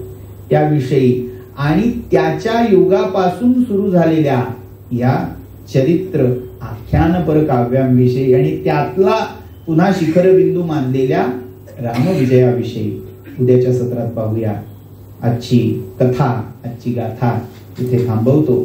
अनेन प्रियतां देवो भगवान जानकीपती श्रीरामचंद्रो गुरुवेशाम अस्माकं कुलदैवतं जानकी जीवनस्मरणशेषः. धन्यवाद. भावार्थ रामायण बऱ्याच मराठी घरांमध्ये असतंच, पण तुकोबा म्हणतात ना की चित्ती नाही ते जवळी असोनी काय, अशी आपली सगळ्यांची स्थिती होती की ते चित्ती नव्हतं. आता आज त्याच्यावरचं ऐकल्यामुळे ते आता चित्ताच्या जवळ जाईल, फक्त आपल्या जवळ असणार नाही घरी. त्यामुळे या व्याख्यानासाठी मी धन्यवाद मानते प्रणव गोखलांचे. आणि उद्या आपण याच वेळी भेटणार आहोत. श्रीधरांचा रामविजय हे उद्याचा आपला विषय आहे.